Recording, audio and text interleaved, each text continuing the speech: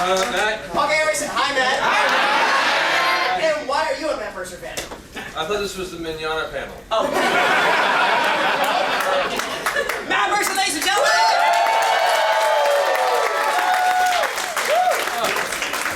Thank you for your patience. There was a lot of people. This chair. Oh, here, Matt. Let's go. No, I'm gonna buck this one. I'm gonna break this horse. You're gonna make a dex check. I've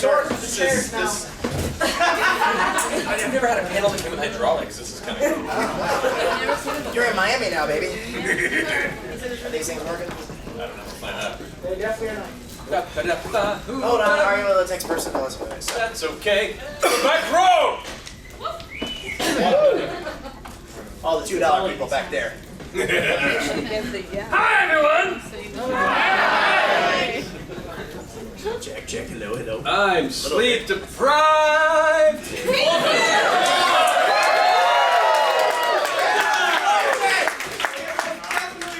I hope so. Amazing show. Welcome to Miami. Thanks for joining us here. Thank you for having me. Happy to be back. Absolutely, man. I haven't seen you in about a year and a half, 2 years, something like that. 2 years. Yeah. Too long, too long. In Ocala. One of those mysterious places in Florida nobody ever goes to. There's a few of those. Right away. All right. So like I said before, this is going to be we're going to focus on, again, the voiceover work, cartoon work as this panel is. Like I said, the D&D stuff is another offering, whatever, but he appreciates your support in that. We'll talk a little bit about it at the end, but let's just open up with the basic stuff. How did you get into acting, and how'd that lead into your voice career? I got into acting originally through theater. I grew up a huge nerd. I don't know if any of you know what that's like. But theater found me at the beginning of high school. I never thought I'd be into theater, and then I had a conversation with the guy who was the head of theater at my high school, and he was like, "Why don't you come audition for this thing?" I was like, "I'm just an artist. I draw monsters." He's like, "I'm audition for this thing." I was like, "I guess I'll do it." He kind of bullied me into it. I'm glad he did, because I actually really enjoyed it. Got a role in the He bullied you into theater? Yeah. I mean, as much as a theater person can bully, which is like... What's the matter? Don't you want a Shakespeare? Yeah. Don't you want a soliloquy? Okay. Sorry.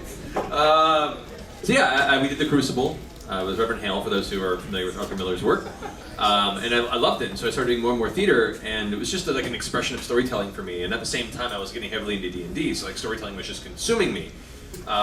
But it wasn't until I, became an adult. What edition was it? That was second edition. That's like, okay. Yeah.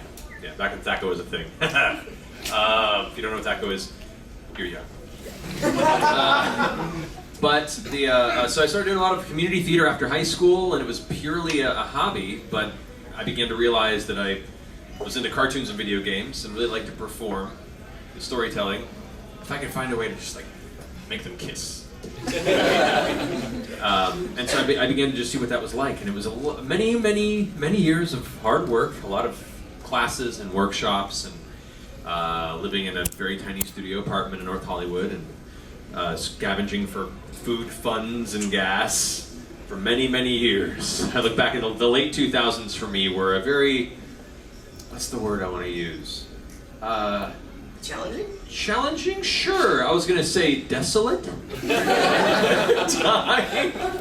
Creative living is what I would say. So a lot of years of that, and eventually just started to, meet the right people, show what I could do to the right people, and began to build momentum. And now I get to come to Miami and see you guys.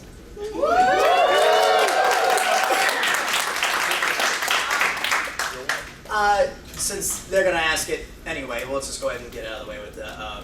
In the context of your career, not necessarily the favorite, but which one do you think was the one that really kind of leveled you up, that actually got you firmly on the path? It's interesting.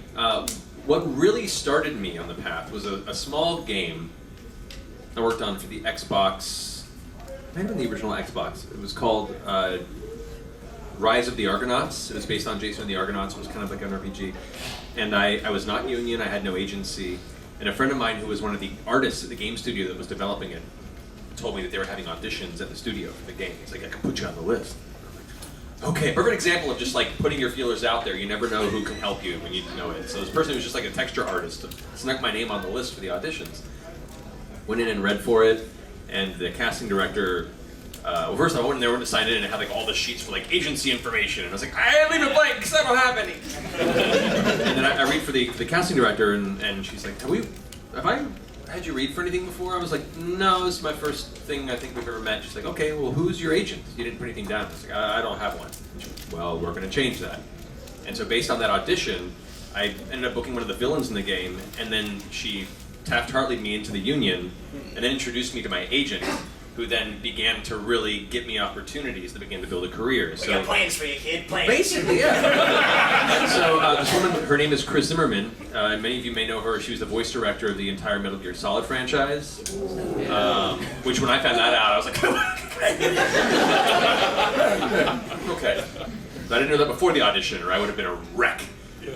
But that's an example of just kind of when you're constantly pushing and looking for opportunity and trying to just meet people and show what you can do in a respectful manner, not a, hey, you're a voice actor, here's my demo, hire me! That probably doesn't get as much of an impact. But if you can... I do funny voices, I can do a pirate, arr! Right. I've been there, I've done that before and learned the hard lesson.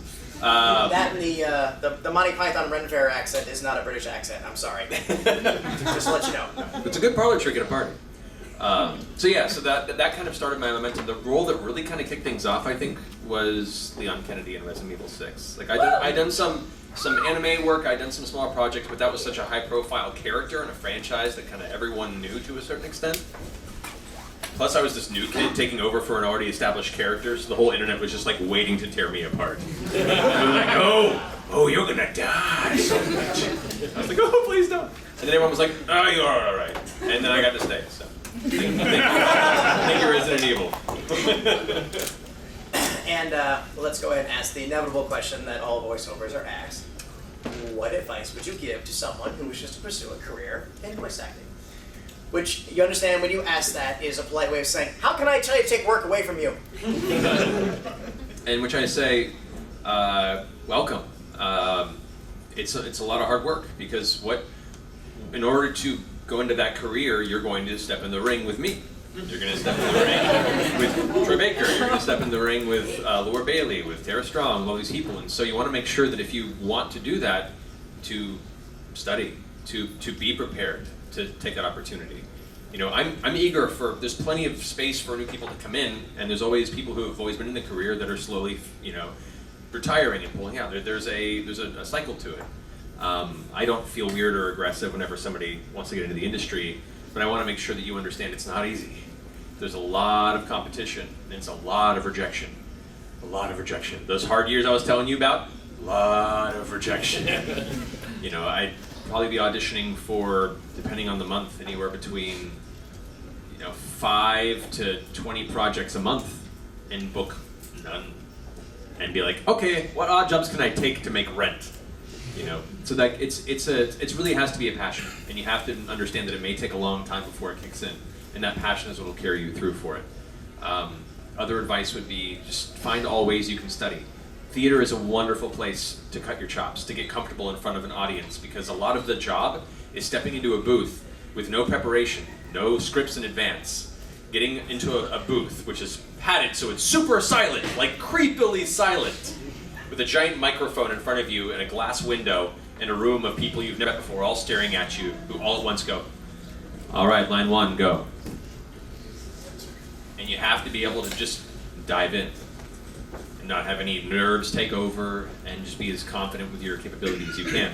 And that comes through experience. And being on stage in front of a live audience is one of the best, to call back to my first joke, crucibles, that can really kind of build you for the space to just let go of those nerves and give the best you can in the moment.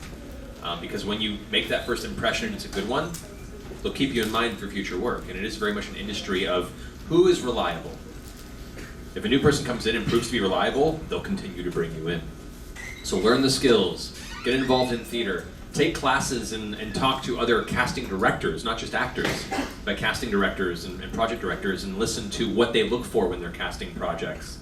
Listen to existing voice actor demos and listen to the ranges of voices they do in the different styles. Animation is a very heightened form of performance. Most cartoons, especially children's cartoons, everything is very over the top and whoa! almost like the anime of the 80s. But there's also a lot more cinematic properties coming through animation. A lot of more adult Western animation, a lot of more modern anime is pushing for a more cinematic feel. So there is a variety of styles that you can learn and have demos that can show those off. I would steer away from impressions and steer more towards finding unique things that you can do. Impressions are okay, and it's a great thing to learn. In fact, there's a great actor named Jim Meskimen who's an incredible impressionist for a living. You can look him on YouTube. He has web series. He's incredible. And a lot of his original character voices are him combining impressions. And that's a cool tool if you are an impressionist and you want to create something unique. We've worked on a few cartoon projects, and they'll be like, all right, we want this kind of shopkeeper who's also like a dog, but he's like an old dog who's been doing this for a while. He's like, okay, I'll mix some Jackie Mason with some Christopher Walken, and he'll create this new merger of the two that is wholly unique. But it's him just combining two impressions he knows well. So Larry Storch used to do that a little bit. really? Yeah, he used to. He would be able to do impressions of characters, and he would forget their names, but he would have them in a little book that was numbered. So when they said one time, it was like, oh, can you do? I think it was being some character actor. It's like, hold on. He went and look. Oh yeah, that's number 37, and they put it down. Yeah. That's cool. See, that's a perfect example. Impressions are fine, and they can help you hone the range of your voice, but people generally aren't looking for impressions. They want to hear what you can provide that's unique. So that's my other recommendation. I think I could go on and on. A really good resource for that. That's what I thought. Come back. No. I would recommend looking up. D. Bradley Baker has a website called iwanttobeavoiceactor.com that has a wonderful breakdown of all the different elements of the voiceover industry, suggestions and recommendations on how to improve your skills and talents, and essentially how the industry works. So if you really want to dig deep, I highly recommend checking that out. For my own 2 cents, I always recommend go listen to some old-timey radio shows where the dramas and the comedies or everything else, and because there's some good affectations there, character-wise and stuff that people are blissfully unaware of. So it's a good hole to mine it too. So, all right, that's probably all. That's probably enough for me. Okay, let's open up to your questions. Do you have any? Like I said, we have a mic. We have a mic stand, so just want to start a line over there. Like I said, you get one question at a time, and again, you may ask questions, but no requests. I do like the placebo mic. That's pretty great. Yeah. Oh, no one wants to be. Wow, really? There we are. Now the gates have opened. Now this young man wants to be a voiceover actor. Yes, I've been doing it for 3 years, but one thing that I want to ask is, what is something that you started doing before you were a professional, and you still carry that with you to this day? Oh man. Diction and pacing are very important. I actually, growing up, had a very bad stutter when I was very young and went through years of speech therapy and found that a lot of it dealt with my brain was going faster than my mouth could go, and that's when the stutter would catch up and I'd be caught in my own words. It worked too well, and instead of teaching me to think slower, I just sped my mouth up. And so I began to talk very, very quickly. When you go into voiceover, that's not always a good thing. You want to be able to be understood. And so when I first started, especially if I was excited or nervous, my speech patterns would end up becoming very quick. People couldn't understand what I was saying. And so I had to learn to kind of pull back and be more conscious of pacing and diction and learning the actions for your character. An anime is not as specific because you're tailored to existing animation and movement, and you kind of have to follow what's already there on the screen. But for video games or for Western animation where you're kind of guiding the pace, sometimes it isn't just the words and the performance. Sometimes you have to imagine the physicality of the character. Imagine if they're a little tired. Imagine if they're rummaging through something as they're talking. If a character is supposed to be frantically reaching through a series of boxes to find something, you can record it 2 ways. You could be like, don't bother me right now, I'm in the middle of something, okay? Just give me a minute. Or it could be, don't bother me right now, I'm just trying to get to something. Hold on a second. And that little bit of just beats of effort and breathing all of a sudden helps you imagine the physical activity that character is doing. And those tricks make your audition come to life far more than just most of them that go out there. Like that means the difference sometimes between being a good audition and the one that books the project. If the person casting it can already imagine the physicality of the character in the scene, just by adding those little tweaks here and there. So I'd highly recommend if you're looking through a scene and you're reading a scene, even if you don't have context, create something. Create some subtle context, some subtle physiology. I got a point. That you think can elevate and make the scene come to life as opposed to just reading them into the ether. So I recommend that. Okay, thank you very much. No worries.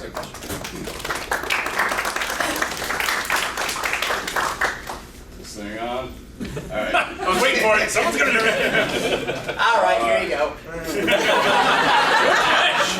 Alright, damn, I don't know where to start. I got a million questions. Thank you for sharing your knowledge with us about the industry and all that. My pleasure. I've been wanting to do voiceover work since I was a kid, right? Like, I remember at the lunch table, all my friends would come like, hey man, do that cartoon character from this show, and I would do like Aku from Samurai Jack, like just the entire scene, like, foolish samurai! And they would just eat it up, right? Hell yeah. But, That's good.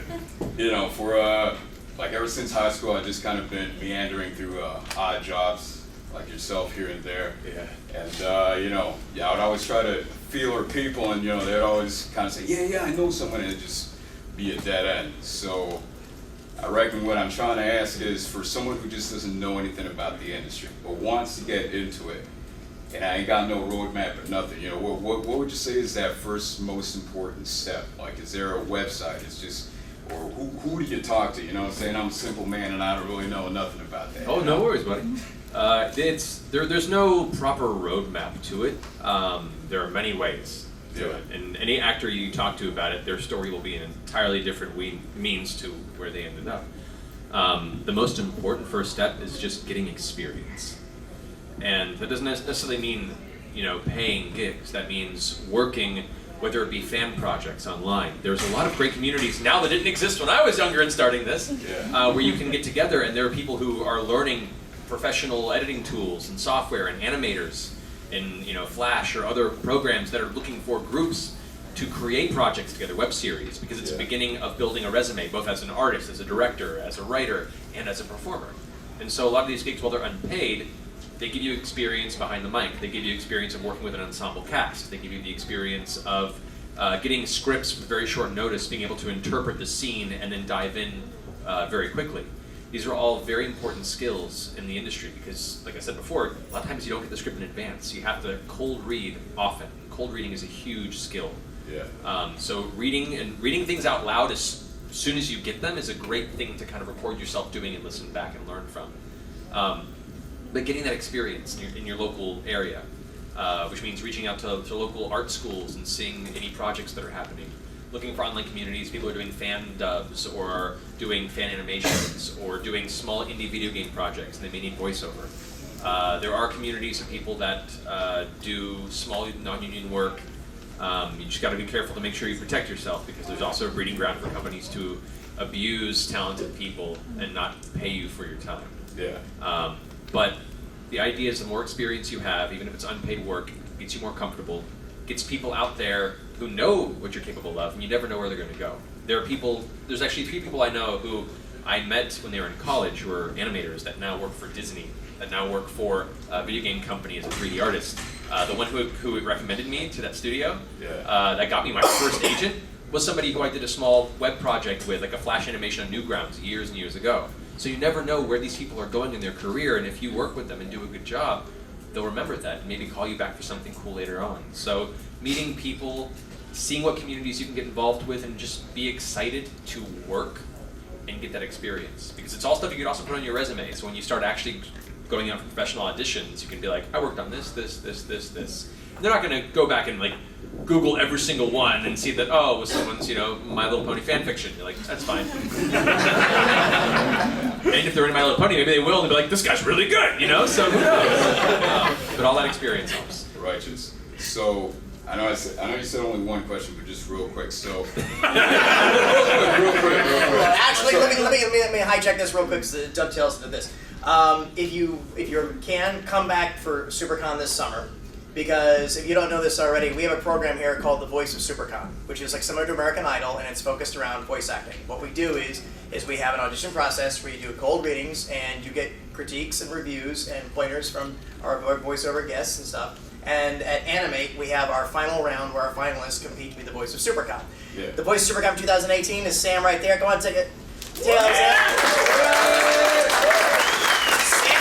holds the title of Voice of Supercon, which means she is our first go-to for any of our voiceover needs. So when we cut a commercial or anything this way, it's going to be her for that title of the first year. And you get a lot of insight and stuff like that. So if that's something you want to try and get into, and anybody else, like I said, come back at Supercon this year and we'll do all that. So so I blabbed, so I'll let you do one. I'll let you do your extra. Yeah, the quick one.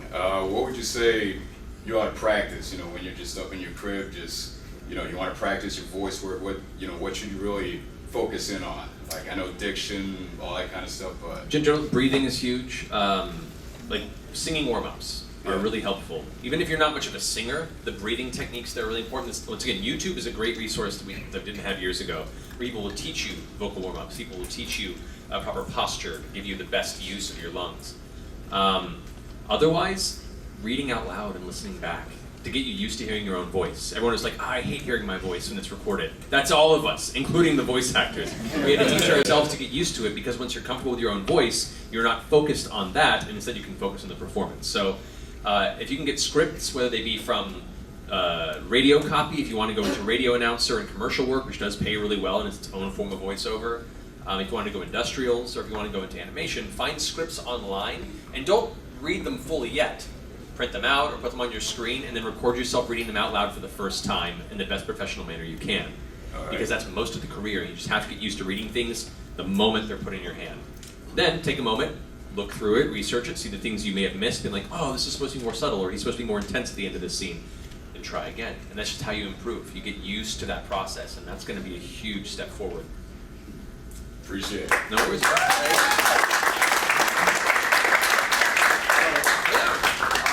My question is, like, when you did back then until now, I remember I saw your web series that you did. There Will Be Brawl. Brawl, yeah. And you were Ganondorf, and I was like, oh man, this is like such a cool character. And then you did other film works. Have you ever thought of doing other things, like bring back There Will Be Brawl as other film like? I've thought of it. It's very time consuming and expensive. The Opie Brawl was a very big passion project. For those who haven't seen it, I did a web series back in 2009 called There Will Be Brawl. It's a live action kind of film noir crime drama version of the Nintendo Smash Brothers universe. That follows Luigi in a trench coat in this dystopian mushroom kingdom. Salvage it before things go, and it has like Lovecraftian elements. It's really weird and crazy. I directed it, and I played Ganondorf, who's one of the Mafia Dons, as well as Kirby, who's a cannibal. Because he eats people and wears their skin. Like, they just announced Sonic for Brawl at the time. And like I was like, Sonic doesn't have a hat, he's wearing his scalp. That's really creepy. So yeah, we had a great time working the project. I met some of my best friends through it. But it was really expensive, and it almost broke me. Like, I worked so hard on that web series to get it done that I backed away from doing any on-camera direction for a while. So it burned me out for a little bit. It's a very intense process, and at the time, everything was out of pocket. We were paying for it ourselves, or for like community input. Yeah, I remember that one of the characters, Mario, I think. He asked people like, "Hey, help us out, support us, donate, and all that stuff." It was the only way we could get done. So it was so early in the time of web series that there wasn't any crowdfunding elements at the time. Crowdfunding. Yeah. So we had to just kind of do the best we could, and I think when it was done, the whole web series was about 3.5 hours long total, shot over a year with a lot of effect shots. And I made a grand total of negative $12,000 on it.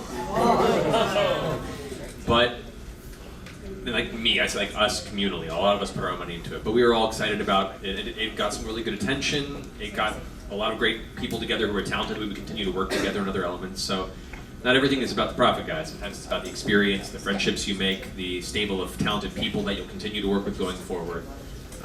So You made an maybe. investment. Exactly. Not all investments come back monetarily. Sometimes the experience and the connections are what's worth the time. So I might go back to it. I've done a couple web bits here and there, but right now between voiceover and Critical Role, I'm juggling 2 careers, and it's Three careers. Three. You're a husband now. Yeah, that's crazy.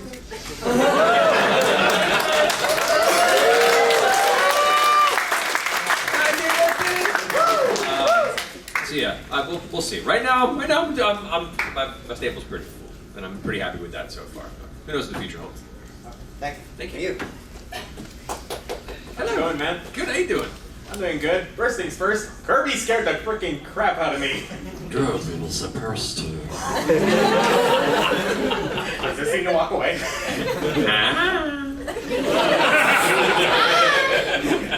Okay. What I wanted to ask was, when you first got into voice acting, when you did your first role, how did it feel? Because I'm like a voice actor on YouTube right now, but I want to push up to bigger projects, and I want to know, how does that feel when you get into your first big project? Nerve-wracking, but exciting. It's once again, this is when you have that opportunity. That's where all the experience you've had previously pays in. If you jump in with little experience and you have that chance of someone going, "All right, kid, show me what you got," and you kind of clam up and bulk, then you've missed that opportunity. But all the experience that you're getting by just working on small projects, and like you're doing on YouTube, that helps you grow comfortable in that space. When that one person does turn to you and be like, "All right, kid, show me what you got," you jump right in and do it. But it's going to be nerve-wracking regardless. You just learn to harness those nerves. That's why theater is such an important thing. Being on stage in front of a live audience is a nerve-wracking experience, but you also learn how to harness those nerves and make it a positive thing over time. And so be ready for that. And being a good person. You know, arrogance doesn't help anybody. And this is an industry where there's a lot of talented people all vying for the same positions. And if one person is really talented and is kind of an asshole, and one person is really talented and isn't, they're going to hire the person who isn't an asshole. I mean, that's just kind of the nature of the industry. It isn't endured in voiceover as much as it is in Hollywood, thankfully. So. Yeah, one of the things I was taught about voice acting, or getting a job in like that, if you're going to have a career, do something that you like then and that you find fun. Yeah. But yeah, it's like that for me because I like doing impressions for my friends during high school and still on to this day. Awesome, man. Thank you, man. Dude, thank you. What's your YouTube channel? Do you have a channel? Traveling Arrow. All right, Traveling Traveling Arrow. Arrow. Check it out. So this is a question about the 2 of your characters that you've done for Fire Emblem. Kromm Oh, and yeah. Ryoma. Which one of those took more time to like wrap your head around, like personality-wise? They're very similar, but one of them is way more arrogant than the other, way more stubborn. Yeah. I mean, I think Kromm has a little more nuance than Ryoma, because Ryoma's older and more set in his personality. Whereas I think Kromm, as a younger individual, the journey for him is finding himself somewhat. Yeah. You know, he's still sure of himself, but, well, you know, there are bonds of friendship. He will learn who he is. Which, by the way, if you played Fire Emblem Warriors, that's like every line of his. like, we have to go stop a monster. What do you think, Kromm? I think by the bonds of our friendship, this monster will be destroyed by our friendship bonds. Everyone else slowly turns towards him. Okay, anyway. Did you see yourself in either of the characters? Like, did you see Yeah, I mean, you always, as an actor, try and see a little bit of yourself in whatever character you're playing, even if they're an evil character. There's a point of connection you want to find that brings authenticity to the performance. With Ryoma, his protectiveness of his family was very akin to me, and his kind of stoic intensity at times. I can feel I can get when I'm in a group of other adults who are being unruly. Sometimes you have to be the parent. I became the parent of my family at a very young age, so I felt that. But also, I'm a complete doofus, like Kromm, so it was easy to connect there. And having terrible luck with women, also very, until recently. But yeah, you find a little part of yourself in each character. I think, if anything, I probably lean more Ryoma than Kromm, Yeah. maybe. Thank you. Thank you. Thank you. For now. When I was 20, definitely Kromm. So, you kind of touched on this with someone else's question, but I want to know, like, when it comes to, like, getting comfortable with your voice, when you're, like, insecure about it, like, how do you unlock your potential, and how do you know if you know what you need to get better at, or if you're being overly critical of yourself? Well, first off, you're always being overcritical on yourself because that's the nature of being an actor. We are our worst critic, and that's an actor, that's any artist, anybody who's working in the field of any sort of arts or expression. You're going to be your worst critic, and it just takes time. And you get to a point where you have to realize that you just have to listen to other people's critiques over yours, and there is no finite amount in which it becomes better. You just kind of have to endure and improve, and you can't be hard on yourself with criticism. You just have to use that as an opportunity to get better. And understand that most people, most professionals, the internet is not always a good place to go for criticism, by the way. Anonymity does not lead to sometimes the most honest feedback. But if you have peers of yours, friends of yours, people that you respect in the industry, that you have the opportunity to show what you have, and they give you some critique and feedback, don't take that and go back home and be like, oh man, I really blew it because they gave me a lot of feedback. They're honestly trying to help. I've been through that many times. I've gone to many classes. I've gone to many people that I admired and at workshops or one-on-one, workshops with each other, and said, please tear me apart. Tell me what I can do better. And they'll say, okay, this was good. This needs some work. Try practicing this more. This I don't feel stands out. Try and find this kind of variety in your character voices. This dialect was a little shaky. You could work on making that sound a little more authentic. And you could go home and take that to heart. Instead, take it home and be like, okay, this is a list of things that I'm eventually going to kick ass at because now I know exactly what to study. Yeah. So focus on that. Use that as a challenge to yourself as opposed to a defining characteristic of your lack of self-worth, which is hard because once again, as an artist, it's the easiest thing to do is to just beat yourself up over it. So just try not to do that. Treat them as a challenge. Treat them seriously, and just continue to improve by practicing against those things. Thank you. My pleasure. Thank you. I'll throw in 2 cents too. If it is a case where it is peers, or if this is any sort of an auditioning situation, and they're giving you feedback, just take it all up because that is some golden advice. If they're giving you feedback, then they see something in you. The only words you have to be afraid of is "thank you."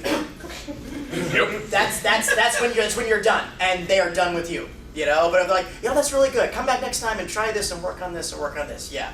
Don't take that as some type of, I bombed it and they ripped me apart. No, they gave you free advice. Yeah. Every person I've ever auditioned before for web projects or not that I've really liked, it's been most of the post session is like, that was really good. Please, you may not be right for this role, but do this. Come back some other time, practice on this, because you generally want to see them come back and blow you away the next time. And in any audition process, always go into it like this. You're not auditioning for that role. You're auditioning for them to remember you finally for the next time you audition for them, or to be invited back to audition for them. Thank you so much. Thank you.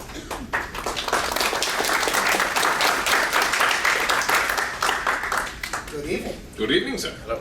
I am a teacher, a high school teacher, Awesome. and Thank I you. work very closely with our Thespian Society and with our Glee Club, and one of the things that my students in particular have been weighing lately is the value of a traditional college education when they want to get involved in performing or dramatic arts. As you have experience in the field, how much value do you think a college degree has versus continuing education classes in a specific aspect of acting, or perhaps just environmental experience gained by doing projects? How would you compare the two? I think it can vary. It depends on what kind of performing arts you want to go into. If you want to go into classical theater, if you want to go into musical theater, if you want to be on Broadway, if you want to be one of these major stage performers, then partially because it's the politics of the stage and because there are refinement to those skills to make you as competitive in what is already a very niche competitive scene, a college degree is very important in those places. Especially when it comes to advanced dance, when it comes to opera, when it comes to all these things that are hard to get to a competitive level on outside of those very pinnacle places, and you have the opportunity to go, then by God, go, I don't think it's make it or break it in all forms of acting. I would have loved to have gone to college for it. I was going to go into college for animation. I was an artist before I was ever an actor, and I pulled out of the program right before I started it because I was afraid of accruing a lot of debt in something that I wasn't sure of. There's always that effort of like, you get out of high school, you have to go straight to college. I don't know what I want to do. Doesn't matter, go. that I think is not always the right choice, depending on the career you want to go into, because it's especially with the current system, it's not the most lenient system when it comes to finances. So you want to make sure it's something that you really, really want to push for before you dive into that circle, in my opinion. But I couldn't afford it. I couldn't afford to go to college, and I couldn't afford to go into the performing arts college that I wanted to at the time, so I worked.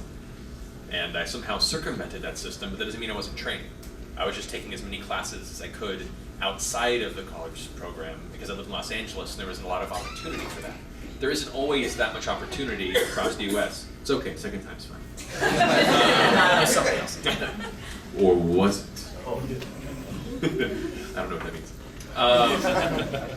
But yeah, so if you have the opportunity to go, and it's not going to put you in essentially financial slavery, then go for it, because the skills you'll learn there will be useful, especially for performing arts, because you have some of the finest teachers who are there for a reason that can teach you. But if you can't go, or you're afraid to go because of that reason, I don't think it's going to destroy your chances. It just might make it harder for you to, or be more work for you to seek out the right type of tutelage to get on par with what those college experiences can teach you. You know, you kind of have to go where the work is, and unfortunately, a lot of those really high quality classes, if they're not at college, they're at the cities where the work is. So if you're not willing to relocate to like New York, oh wow! Look at that. No. Back up now. How did that happen? So if you're willing to move to New York, to Los Angeles, to San Francisco, to Austin, to any of these media hub centers, then college is one of the best places you can go to study. So that's my opinion. Thank you very much. No worries. As a teacher, you know this too. I mean, I think in high school kids have seen this a lot. They think, oh, college is someplace where everything's gonna be downloaded in my head. And it's like, you gotta have the zeal for that too. It's like, just because you're going to college doesn't mean they're gonna download the stuff. You gotta work for it, you know? And I think that's been a disconnect I've seen with Disney, with a lot of people going to that, so. Yeah, like college is important, especially if you're going to the, like, engineering fields, which are so important. Like I was like, look at this. If I would love to have been an engineer, and I have a lot of friends who are. And like, I'm as a person who's fascinated with physics and astrophysics, and I have a lot of weird hobbies. It's fine. And really, honestly, I think it's a lot of the good of the world, and the future is going to be based on the backs of engineers. But work like that, college is imperative, because there's a level of learning that is necessary for you to fully understand what you're capable of. Not expectations, but the more you learn, the more you can change the world, really, in my opinion. So, in performing arts, it can be a little varying. In other fields, that's a whole different ballgame. So don't take my blanket advice to mean all forms of college. This is purely for performing arts. Wanted to clarify. I appreciate that. Yeah. Thank you for being a teacher and a beacon for a bunch of kids. That's amazing. Oh, you're a teacher. I have an apple. If you want. Hello! Do you mind if I record this question? I think it should be fine. It was like, As long as you're not asking for an endorsement or anything like that. Okay. You're my idol for voice acting, and my friend's idol. It's they've gotten out of their shell because of you, and they speak to more than 3 people at a time now, which is amazing. That's great. And my friend's DMing now. It's awesome. But in terms of voice acting, who's your idol? Who? Oh, wow. Originally growing up, it was Mel Blanc. If those who aren't familiar with Mel Blanc, oh, you are, you just don't know it. Mel Blanc was the voice of Warner Brothers when it started. He voiced the entire spectrum of the characters, most, like 99% of them, like from Bugs Bunny, Daffy Duck, Sylvester the Cat, Tweety Bird, Foghorn Leghorn, all of them. Yeah. He voiced, and I did a biography when I was in 4th grade on him. Like, you know, everyone else is like, this is Abraham Lincoln, he cut down a tree or whatever. It's like, I don't think, anyway. I did Mel Blanc. So he was my very first idol, and I grew up doing silly voices and impressions of his characters with my dad my whole youth, and so he was a very big influence to me. And then after that, it was Jim Cummings, because he was the voice of Darkwing Duck, he was the voice of Minsk in Baldur's Gate, he's the voice of a lot of things. He's Tigger and Winnie the Pooh. Yeah. I never knew Minsk and Boo, yes. Oh. It's Jim Cummings, which I got to tell him that. I never knew that. Oh my God. I did a session with him on Thundercats years ago, and he came in and I was like, hamsters and rangers living together, rejoice! it was the best part, because at the end of the session, we're all leaving, and I walk up like, Mr. Cummings, I just wanted to shake your hand and tell you I'm a big fan of your work. He's like, oh, awesome, like in Baldur's Gate, as Minsk. And he went, that's obscure. I was like, what? Bye. I had the same thing with David Warner when he was here at SuperCon 2 years ago. So it was just, because it was like, oh yeah, you did. I was like, I'm sorry, what was that? Was that one of those games? Oh, I don't remember any of those. Sorry. Oh wait, was that the one with the face glued to my face? Yes, Ironicus. Yes. How could you not remember? It was like, oh yeah, I vaguely remember that. Yeah, so anyway, fuck that. Yeah. That's David Warner. I mean, he was just, yeah. Yeah, that's very awesome. David Warner's great. My inner Tron's geeking out right now. No worries. Thank you. Hello, Mr. Mercer, how you doing? Good. How you doing? Not bad. I just want to thank you first off for being showing us how human and humble you are, even though we've elevated you to this status. It's worked. They think I'm humble. I mean, eventually we'll all just be in robes, bowing, somewhere. Yeah, okay. Anyway, I had several questions. That was the final guest all to the spell.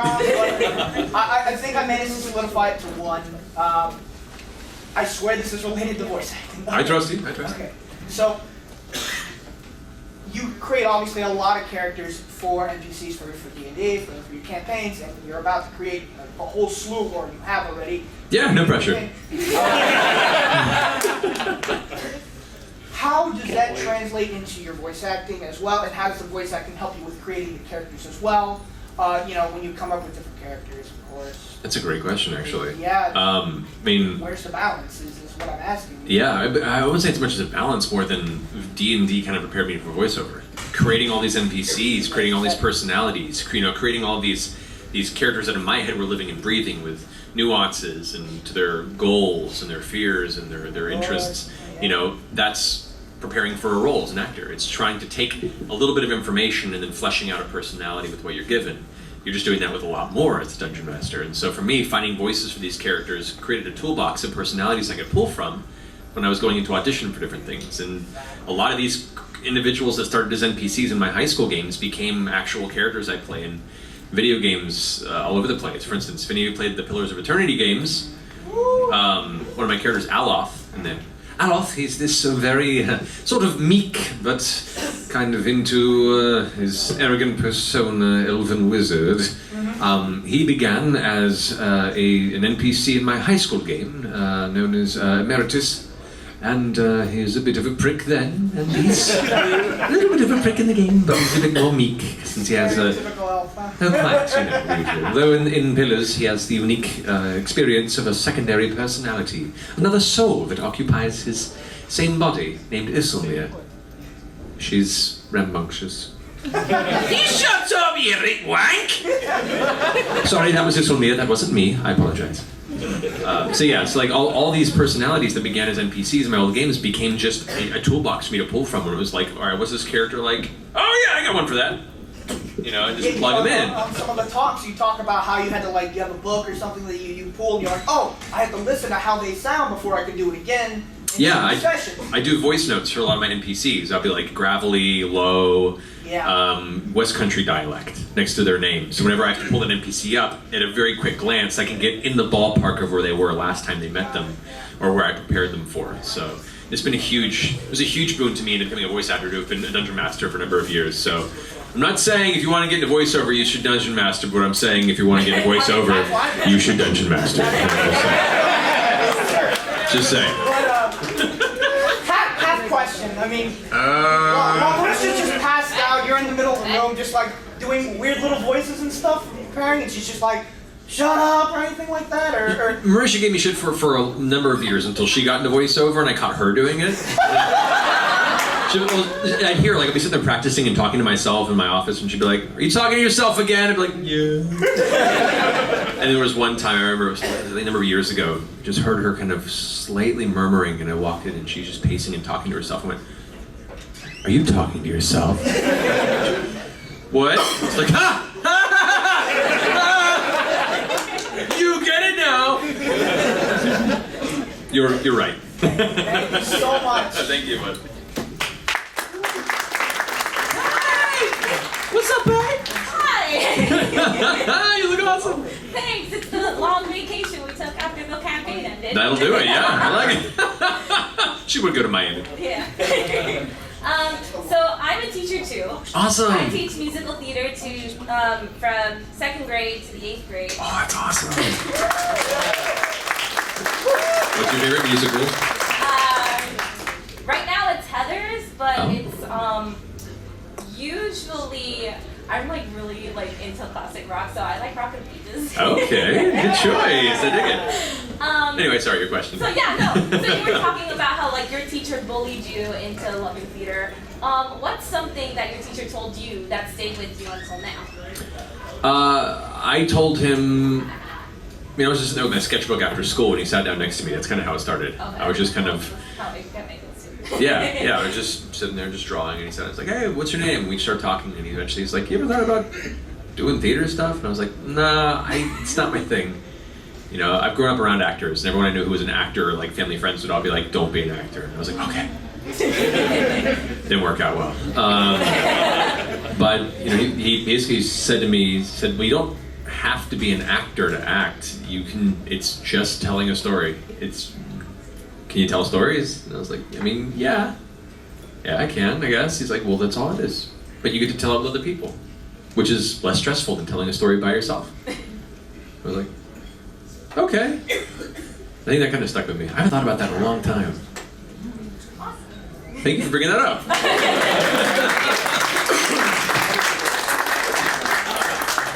Okay, everybody, we are at the 5-minute mark, which means we are going to lightning round questions, meaning no introductions, no stories, just please ask your question. Robin, Boy Wonder, take it away. Hey, I was wondering, were you always at the level you're at right now, or did you ever have a vocal coach, or did you just improve with time, or did you take lessons to actually sort of hone your skill?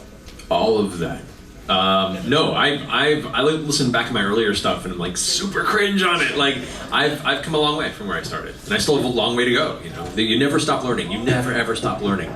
The minute you say like I'm good, I'm already done, then you've lost it. Like you can. There's always more to learn. 'Cause there's always more experiences to take from. There's always other people and other perspectives that can teach you to be better at what you do. So yeah, it was a long trail of improvement. I was real bad when I started, but that's just kind of how you. It's good to have that perspective. But yeah, a lot of classes, a lot of people that gave me feedback, a lot of dialect coaches that would teach me how to not butcher different accents. Some that I still butcher today, I'm sure. But and you just kind of have to be open to that feedback. So and you never stop learning. Really is the main key. Thank you. I'm a moderator, not a pitcher. All right. Next. Hi, Matt. Hi. Okay. So everyone has asked the big questions already, and I just want to ask a random one, I guess. Have you ever mentored anyone successfully, personally? Mentored just in general? No, in voice acting. In voice acting? Oh man, I haven't mentored someone heavily invested. I've helped a few people kind of get started. I'm taking no credit whatsoever for her career at all because she's incredibly talented, but Ashley Birch. I loved her from Hey Ash, What You Playing? When she came to LA. She was in college in Eagle Rock and was just starting to get into voiceover. So she came over and I cut her first voiceover demo and helped her write it and record it and suggested her to people and coached her for a few sessions, but she didn't really need it. She's incredible. And her career, as you've seen, has just skyrocketed. So it's been really cool for me to see where she was and then watch her just flourish because she's such a cool person and is super talented. And is a great representative for just the community. So it's been super exciting and it has nothing to do with me, I guarantee you. I was just happy to be there at the ground floor and be like, I can help. You don't need me, go. That's the closest, I guess, if anything. Thank you for your time. No worries. On you. All right. So close. Still got that banana peel? No, I threw it away. Sorry. I got an apple. I'll take that. It's close. What's that? No, this is my dinner. Okay.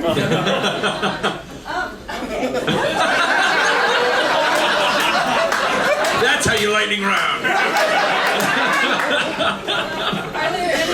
Are there any character voices you find yourself just accidentally falling into in day-to-day life? Yeah, I slip into British often. To the point where To the point. Oh man, I had an awkward moment last week. I was going into a session on. I can't talk about it. I was going into a session and Mark Hamill was in there, and so the second time I got to work with him, which is. But I was being my silly self and talking to one of the actresses in there, and I was taking a picture for her of them, and I was like, I don't want to ask for a picture, I'm going to be with that guy, so I didn't do it because I'm a doofus and super nervous. But she's like, can you take a picture? I was like, oh yes, of course, my pleasure. So I take the photograph and go back to, there you are, my dear. And he's like, oh, hi. I'm like, oh yes, we've met actually on regular show. And he's like, oh right, well the guy with the daughter. And I was like, I don't have a daughter. He's like, well, there's a British guy. I'm like, oh, I'm not British. Oh God. Was I talking British? And Mark Hamill was like, yeah, good to see you again. I was like, oh, in my head, I'm like, you blew it again. So yeah, definitely it happens, and it bites me in the butt every now and then. He was very nice, and it was good to see him again. But yeah, I definitely confused him heavily without meaning to. I also fall into Orson Welles a lot if I'm thinking. I don't know why. Be just like contemplating and be just like, oh, this day is getting to me, unfortunately. If someone calls me with a frustrating tone of voice one more time, I'm going to eat them alive.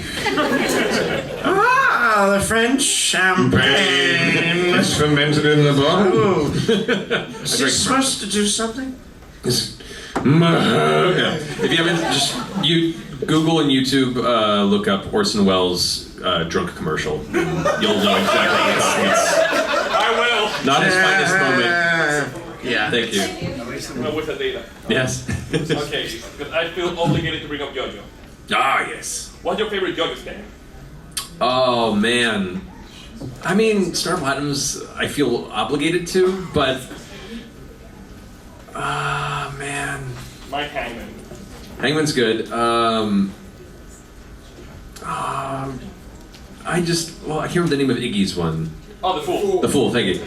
Because it's just I like the idea of a dog having a stand. That looks kind of like Junkrat in hindsight. Yeah. But yeah, well, I used to play the old school fighting game, the JoJo fighting game on the PlayStation. I had that one back in the day, and I got really good with Iggy, so I had a personal preference for that one. Or, what was her name? Who had all the giant cars that would shoot out of the ground. Like, ping! Maria, Beth. Yes, there we go. That was no, was it Beth? Is that anyone else? Midler. No, Midler. The girl with my hat. Lightning round. That girl. Okay. Yeah, that's all good. I'll say Star Platinum. I remember. The plug. The one with like a plug. Yes. That one. You got that one. Cool. All right, young lady, my last question. Got it. All right, good. Hello.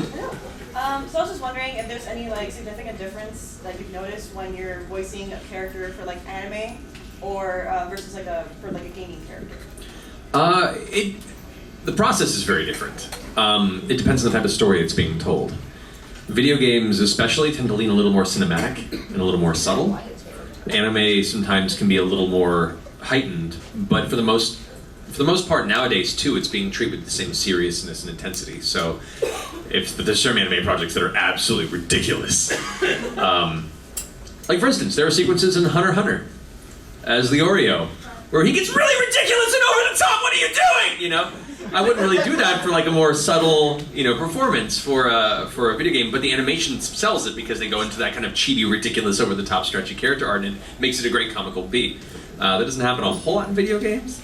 So there is definitely a difference, more just from the genres themselves.